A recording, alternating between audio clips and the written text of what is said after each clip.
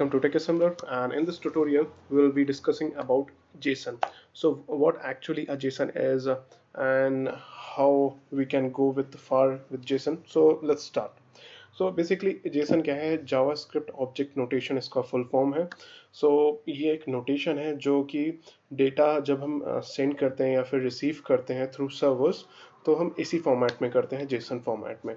सो ये क्या होता है, मतलब लैंग्वेज डिपेंडेंट नहीं है. फॉर एग्जांपल यदि आपका फ्रंट एंड रिएक्ट, एंगुलर या फिर रिएक्ट नेटिव, एंड्रॉयड, आईओएस किसी पे भी है, तो इस पे ये मतलब आपकी लैंग्वेज पे डिपेंड नहीं करता है कि आपका जेसन मतलब जो आप एक्सपेक्ट करोगे. फॉर एग्जांपल आपका एंगुलर एप्लीकेशन है तो उसमें रिस्पांस किसी अलग वे में आएगा फॉर एग्जांपल. तो ये इस तरीके से काम नहीं करता. ये एक सेपरेट चीज़ है कि जिस तरीके से आप रिस्पांस, आपको एक कॉमन वे में रिस्पांस मिलेगा. फॉर एग्जांपल या आप यहाँ से सेंड करोगे, कोई क्वेरी फायर करोगे आपके सर्वर के लिए, तो उस सर्वर से आपको एक रिस्पांस ला के देगा, तो वो रिस्पांस जेसन फॉर्मेट में होगा. ओके तो आपको जस्ट आपको एक यहाँ पर एक पिक्टोरियल रिप्रेजेंटेशन से दिखाते हैं कि ये एक्चुअली क्या है. ये समझ लो क्लाइंट मशीन है और ये सर्वर मशीन है. तो यहाँ से जो डेटा जो सेंड होगा और जो सर्वर से जो डेटा आएगा, ओके, ये दोनों ही जेसन फॉर्मेट में रहेंगे. अब जेसन फॉर्मेट में किस तरीके से रहेंगे ये डिपेंड करता है. तो जो हम सर्वर को जो डेटा भेजेंगे वो हम उसको स्ट्रिंगीफाई करके भेजेंगे, और जो सर्वर से जो रिस्पॉन्स आएगा वो हम पार्स करके उस रिस्पॉन्स को गेट करेंगे. सो इन सारी चीज़ों में आगे बढ़ने से पहले हम जावास्क्रिप्ट का बेसिक थोड़ा सा सिंटेक्स वगैरह देख लें कि एक्चुअली में सिंटेक्स होते क्या हैं, हम किस तरीके से वर्कआउट करते हैं. तो सबसे पहले जो हम लेते हैं, सो जावास्क्रिप्ट नोटेशंस में वो होता है कि ये इसमें एक नेम की वैल्यू पेयर रहता है. ठीक है, फॉर एग्जांपल यदि जब भी आप इस तरीके का कहीं पर कुछ साइन देखोगे तो इसको हम क्या कहते हैं, ऑब्जेक्ट. ओके, और कहीं पर यदि आपको इस तरीके का साइन मिलेगा तो इसको हम क्या कहते हैं, एरे. ठीक है, तो ये दो चीज़ सबसे ज़्यादा इम्पॉर्टेंट है किसी भी जेसन को आगे उस पर काम करने के लिए, कि उसका रिस्पांस किस फॉर्मेट में आ रहा है और उसमें उसके अंदर कितने एम्बेडेड एरेज हैं या फिर कितने एम्बेडेड ऑब्जेक्ट्स हैं या फिर ऑब्जेक्ट एंड एरे का कॉम्बिनेशन है. ठीक है, तो ये सारी चीज़ें हेल्प करती हैं आगे.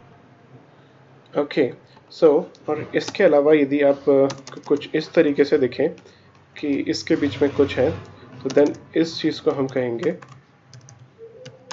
As a string. और यदि नंबर का तो सिंपल है, यदि कुछ भी बिना कोटेशन के दिखे तो वो एज अ नंबर ट्रीट होगा. ओके, उसके अलावा बूलियन के लिए आपको मिलेगा ट्रू या फिर फॉल्स, ये बूलियन वैल्यू. देन उसके बाद आपको एक और चीज़ मिल सकता है जो कि नल. यदि कहीं पर एम्प्टी वैल्यू है तो उस चीज़ को हम नल से डिनोट करते हैं. तो वैसे इसका टाइप तो नल ही है, ऑब्जेक्ट टाइप का रहेगा, तो इसको मैं फ़िलहाल एम्प्टी ही लिख दे रहा हूँ, है ना, for your kind convenience. Okay, so ये सारी चीज़ें रहती हैं. तो जैसे कि मैंने पिछले ट्यूटोरियल्स में आपको बताया था कि जो एरे रहता है, ओके, जो एरे रहता है वो क्या हो सकता है कि यार कलेक्शन ऑफ होमोजीनियस, एक होमोजीनियस भी हो सकता है, प्लस उसमें नंबर्स भी हो सकते हैं, प्लस उसमें बूलियन भी हो सकता है ना, तो और ऑब्जेक्ट्स भी हो सकता है. सो सिंपली यदि जब हम सिर्फ स्ट्रिंग की बात करें, तो यदि इसमें सिर्फ स्ट्रिंग है तो इस चीज़ को हम क्या कहेंगे, एरे ऑफ स्ट्रिंग. ओके, और जब ये इस तरीके के ऑब्जेक्ट्स कंटेन करेगा तो हम इसको क्या कहेंगे, एरे ऑफ ऑब्जेक्ट्स.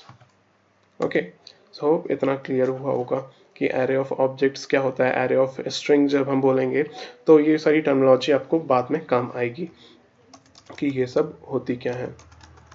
ओके, सो इसके बाद एक और चीज़ देखते हैं हम कि ये तो हो गया. अब बारी आती है कि यार ऑब्जेक्ट्स क्या होते हैं. ठीक है। तो let's see what are objects. So object start होते हैं कुछ इस तरीके से, करली ब्रैकेट से ऑब्जेक्ट शुरू होते हैं।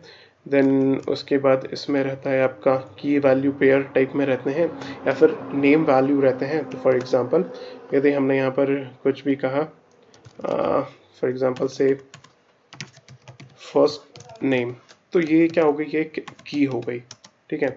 और इसके रिस्पेक्ट में यहाँ पर एक वैल्यू रहेगी जो कि इस तरीके से रहेगी, हैरी। और यदि हमें इस ऑब्जेक्ट्स के अंदर ये ऑब्जेक्ट यहाँ पर क्लोज हो जाएगा इस तरीके से, ये अभी इस ऑब्जेक्ट ने एक ही वैल्यू कंटेन किया है, तो यदि यहाँ एक और वैल्यू होगी तो उसके अंदर इस तरीके से लास्ट नेम, तो वो यहाँ पर कुछ भी हो सकता है ना। तो यहाँ पर हमने डाला पॉटर, सो ये हो गया। अब एक और वैल्यू डाल देते हैं इसके अंदर, फॉर एग्जांपल अब यहाँ पर ईमेल डाल देते हैं। तो ईमेल क्या है, ईमेल हम ले लेंगे as of type string, so कुछ भी ले लिया, harry.potter@abc.com। सो ये हैरी पॉटर का ईमेल एड्रेस है, so please do not mail on this email address, okay. और उसके बाद आ गया, चलो आपका फ़ोन नंबर ले लिए, तो अब फ़ोन नंबर क्या रहेगा हैरी पॉटर का, सो लेट्स से हमने यहाँ पर कुछ भी नंबर्स डाल दिया, ओके। सो और एक और चीज़ ले लेते हैं, तो अवेलेबल है कि नहीं है हैरी पॉटर, अभी बिजी तो नहीं है कहीं, तो ये उसका एक स्टेटस ले लेते हैं। तो बिजी कह लो कि हाँ ट्रू, ठीक है। तो यहाँ पर सारी चीज़ें आ गई, आपने एक स्ट्रिंग टाइप का ले लिया, वैल्यू टाइप का ले लिया, ठीक है। तो ये एक आपका एक ऑब्जेक्ट बन गया, ठीक है। तो बेसिकली ये क्या है, एक आपका एक ऑब्जेक्ट है। तो इसको हम कहते हैं एक object because it contains the information in की वैल्यू पेयर, ओके। सो और एरे क्या होता है, array is a collection of objects. So objects कुछ भी हो सकता है, और यदि हम इसी चीज़ को एरे ऑफ ऑब्जेक्ट्स देखें, for example array of objects, यदि हमें देखना है कि यार एरे ऑफ ऑब्जेक्ट्स क्या होते हैं, तो इसके लिए सबसे पहले हमने बताया था यार स्क्वायर ब्रैकेट से शुरू होगा, और स्क्वायर ब्रैकेट के अंदर देन उसके अंदर सारी चीज़ें आएंगी। अब वो चीज़ें कौन कौन सी रहेंगी, सो उसके अंदर ले लेते हैं हम एरे ऑफ ऑब्जेक्ट्स में यही एक ऑब्जेक्ट्स को हम वहाँ पर इनपुट कर देते हैं, ठीक है। यहाँ पर आप ध्यान रखना कि ये जो वैल्यूज़ रहेंगी वो कॉमा सेपरेटेड रहेंगी, ठीक है। सो आखिरी वाले में आप ना नहीं भी लगाओगे तब भी चलेगा, क्योंकि दिस इज़ द लास्ट की value pair in this object. So बाकी सब में ये कॉमा लगाना ज़रूरी है ना। सो उसी तरीके से यदि हम यहाँ पर देखें कि एरे ऑफ ऑब्जेक्ट्स में यदि हमने यहाँ पर एक पेस्ट कर दिया, ठीक है। तो अभी इस ऑब्जेक्ट्स के अंदर क्या है कि इस एरे के अंदर हमारे पास एक ही ऑब्जेक्ट है, तो और एरे के अंदर क्या होती हैं चीज़ें कॉमा सेपरेटेड रहती हैं, तो यहाँ पर एक और ऑब्जेक्ट हमने बना दिया, ठीक है। तो इस तरीके से आप चीज़ों को देख सकते हो, ठीक है। ये हमारे पास इस तरीके से चीज़ें, एक एरे है उसके अंदर फिर दो ऑब्जेक्ट्स हैं, लेकिन दोनों ऑब्जेक्ट सेम नाम के हम क्या करेंगे, तो इसलिए हम यहाँ पर कर देते हैं चेंज रॉन वीजली। वीजली हमने यहाँ लिख दिया, और सेम इसका भी यहाँ पर हमने ईमेल एड्रेस वगैरह चेंज कर देते हैं, फॉर एग्जांपल रॉन, ओके। और ये वीजली, और इनका नंबर भी शायद कुछ अलग ही होना चाहिए, है ना, क्योंकि दोनों नंबर सेम नहीं सकते। और मान लो कि ये अवेलेबल नहीं है, कहीं बाहर गए हुए हैं, तो इस तरीके से हम एक एरे ऑफ ऑब्जेक्ट्स बना सकते हैं। तो इसी तरीके से इसके अंदर मल्टीपल ऑब्जेक्ट्स हो सकते हैं। तो आप इस सिनेरियो को आप रिलेट कर सकते हो कि यार एक क्लासरूम में और उसमें मल्टीपल बच्चे हैं, ठीक है, मल्टीपल स्टूडेंट्स हैं, और हर स्टूडेंट्स का एक पर्टिकुलर नाम होता है, लास्ट नेम होता है, ईमेल एड्रेस, फ़ोन नंबर, और एक एड्रेस रहता है उनके घर का एड्रेस वगैरह। तो इसी तरीके से एरे ऑफ ऑब्जेक्ट्स में वो चीज़ें स्टोर रहती हैं, ठीक है, या फिर जो भी हम चीज़ें गेट करते हैं रिस्पॉन्स में फ्रॉम सर्वर, वो इसी तरीके से हमें मिलती है एरे ऑफ ऑब्जेक्ट्स के फॉर्म में। लेकिन डेटाबेस में अलग तरीके से स्टोर रहती हैं, वो क्या रहती हैं, रो वाइज स्टोर रहती हैं, अलग अलग कॉमन अलग अलग टेबल्स में, ठीक है। तो अब हम डेटाबेस की बात नहीं करेंगे, फिलहाल तो हम इसी चीज़ की बात करते हैं, ठीक है। तो ये रहता है। तो अब ये बात हो गई हमारे कि यार एरे ऑफ ऑब्जेक्ट्स ये रहता है, ठीक है। लेकिन अब ये चीज़ें जाती कैसे हैं सर्वर पे, और सर्वर से वापस आती कैसे हैं? तो सर्वर पे जाती हैं ये सारी स्ट्रिंग फॉर्मेट में। तो जितनी भी चीज़ें रहेंगी हमें स्ट्रिंग फॉर्मेट में कन्वर्ट करके सर्वर पे भेजना पड़ता है। तो वो स्ट्रिंग फॉर्मेट क्या होता है ये हम देखते हैं थोड़ी। ओके, सो हमने यहाँ पर लिया एक एरे लिस्ट नाम का एक वेरिएबल लिया, और उसके अंदर हमने ले लिया एक ये ऑब्जेक्ट, ठीक है। सो अभी यहाँ पर कुछ कुछ एरर्स आ रही है, आप उस चीज़ को इग्नोर कर देना कि यार ये एरर्स क्यों है। सो ये एरर्स कुछ नहीं है, और यदि हम इस चीज़ को जस्ट कंसोल डॉट लॉग करेंगे, एरे लिस्ट को यहाँ पर हम प्रिंट कराएंगे, तो एरे लिस्ट इस तरीके से प्रिंट हो जाएगी। यहाँ पर कुछ अनएक्सपेक्टेड स्ट्रिंग वगैरह बता रहा है।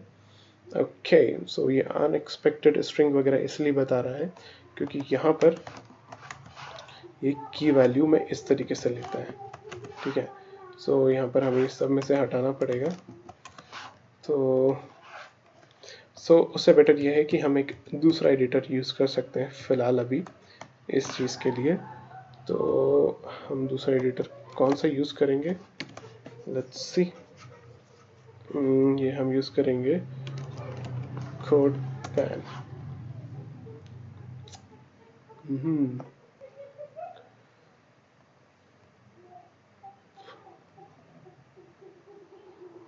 ओके, कोड पैन हम यूज़ करेंगे फ़िलहाल तो।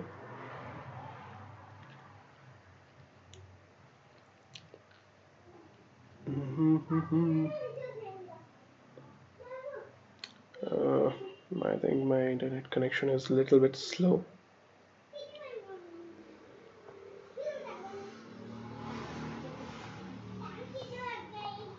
ओके, सो जब भी चीज़ें जाएंगी सर्वर के पास तो वो एक स्ट्रिंग में रैप होके जाएंगी, और सर्वर से जो भी चीज़ हमें मिलेगी तो वो भी एक स्ट्रिंग में रैप होके वापस हमें मिलेगी, ठीक है। तो let's C what are the things we will be getting.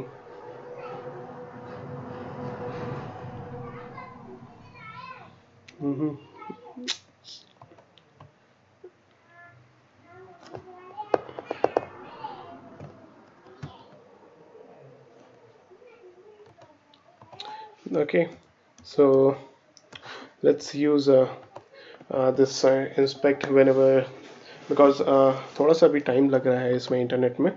तो हम डायरेक्टली यूज़ कर सकते हैं गूगल क्रोम का इंस्पेक्ट, जहाँ पर हमें प्री डिफाइंड क्रोम मिलता है।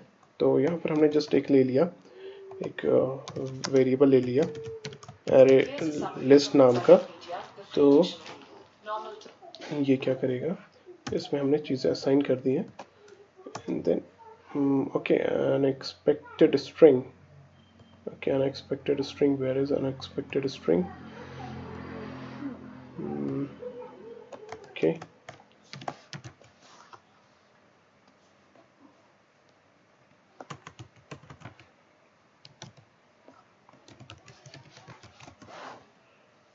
So ठीक है।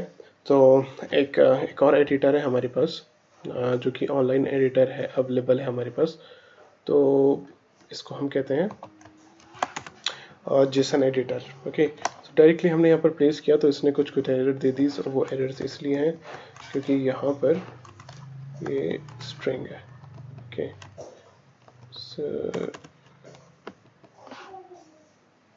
Bad string.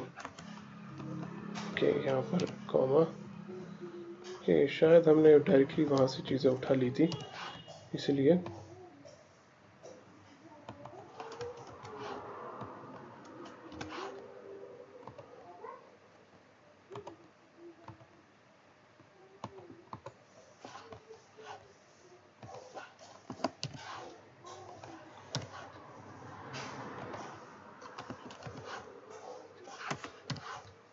और ये हमने यहाँ पर किया तो हमें क्या मिला, undefined. So let's clear it. Okay, clear function इस तरीके से काम करता है, और यदि हम यहाँ पर console dot log array list करें तो हमें ये इस तरीके से एक ये एरे की लिस्ट मिलेगी, ठीक है। यहाँ पर थोड़ा सा डिफरेंट वे में आपको प्रेजेंट होगा, तो इसी तरीके से आपको रिस्पॉन्स मिलेगा। रिस्पॉन्स क्या रहेगा, ये आप यहाँ पर देख सकते हो कि एक एरे रहेगा, और एरे में क्या रहेंगे, आपके ऑब्जेक्ट्स रहेंगे। जब आप इस चीज़ को ओपन करोगे तो वो इस तरीके से मिलेगा, उस ऑब्जेक्ट्स में क्या क्या वैल्यू है वो आपको यहाँ पर इस तरीके से प्रेजेंट होगी। ओके, सो जब ये जाएगी आपको सर्वर के पास, तो सर्वर के पास किस तरीके से जाएगी, तो एक फंक्शन है जेसन डॉट स्ट्रिंगीफाई, ठीक है। तो जितनी भी चीज़ें जाती हैं सर्वर पे, तो वो हमें स्ट्रिंगीफाई करके भेजना पड़ता है, मतलब स्ट्रिंग के उसमें रैप करके हमें उस चीज़ को भेजना पड़ता है। तो यहाँ पर हमने हमारी एरे लिस्ट ली और इसको रैप किया, तो ये इस तरीके से हमें ये मिलेगा। तो ये क्या है, स्ट्रिंगीफाई हो गया। अब स्ट्रिंगीफाई का मतलब क्या है, जस्ट कुछ नहीं, इसको स्ट्रिंग में कन्वर्ट कर देता है। और सिमिलरली हम इसको पहले एक वेरिएबल में गेट कर लेंगे, let's get into some other variable, let's say where stringify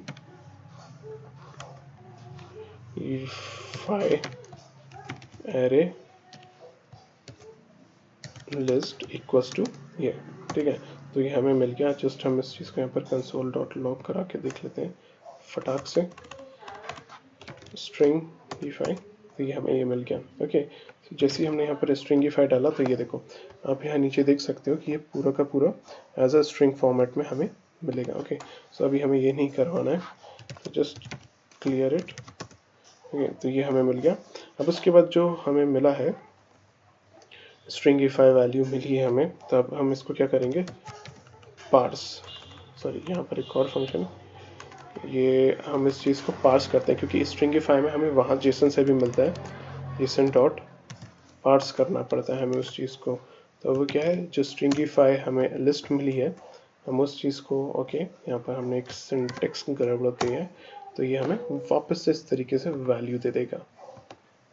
so hope आपको चीज़ें क्लियर हुई होंगी कि जिस तरीके से आपको ये रिस्पॉन्स मिलता है, तो वो क्या होता है, let me explain you. Okay, client machine है, ठीक है। यहाँ से जो भी आपका रिस्पॉन्स जाता है, तो वो किस फॉर्मेट में जाता है, स्ट्रिंगीफाई होके जाता है आपका रिस्पॉन्स, और वो कहाँ पर जाता है, सर्वर के पास। अब उस सर्वर वो उस पर ऑपरेशन परफॉर्म करता है पूरे आपके रिस्पॉन्स पे। देन आपको क्या करता है, वो सर्वर यहाँ पर आपको वापस से चीज़ें देता है। वो चीज़ें कैसे आएंगी, क्लाइंट के पास आप यहाँ पर कौन सा मेथड यूज़ करते हो, जेसन डॉट स्ट्रिंगीफाई, ठीक है। आप स्ट्रिंगीफाई मेथड यूज़ करते हो, वो आपको क्या करके दे देता है, चीज़ों को स्ट्रिंगीफाई में कन्वर्ट करता है, और जो हमें स्ट्रिंगीफाई वैल्यू आती है, ठीक है, अब उसको वापस से कन्वर्ट करने के लिए हमें क्या यूज़ करना पड़ता है, जेसन डॉट पार्स का मेथड यूज़ करना पड़ता है, जो कि वापस से नॉर्मल फॉर्म में कन्वर्ट कर देता है, ठीक है। जो कि रिस्पॉन्स हमें कहाँ से मिल रहा है, सर्वर से, हमारे सर्वर से ये हमें क्या मिला, फॉल्स। इसको थोड़ा सा मैं एक फ्रेम में फिट करने की कोशिश करता हूँ, कि ज़्यादा बड़ी चीज़ें हो गई हैं, है ना। तो और यहाँ से थोड़ा सा इसको भी उड़ा देता हूँ। ओके, सो इस तरीके से चीज़ें जाती हैं क्लाइंट के पास से, स्ट्रिंगीफाई होके वैल्यू जाती है सर्वर के पास, उस पर ऑपरेशंस होते हैं, देन सर्वर के पास से वापस स्ट्रिंगीफाई में हमारे पास आती हैं, और उस चीज़ को हम कन्वर्ट करते हैं वापस नॉर्मल रीडेबल फॉर्म में, जिसको हम पार्स, जेसन डॉट पार्स की मदद से करते हैं। So this is all about Jason. और आगे हम देखेंगे कि जावास्क्रिप्ट में और हम क्या क्या देख सकते हैं, फंक्शंस हो गया, ऑब्जेक्ट्स हो गए। इसके बाद हम आएंगे स्ट्रिंग्स के ऊपर। बेसिकली स्ट्रिंग्स के कितने अलग अलग प्री डिफाइंड मेथड्स होते हैं जो हम स्ट्रिंग के ऊपर परफॉर्म कर सकते हैं, वो हम देखेंगे। Stay tuned and please like and subscribe.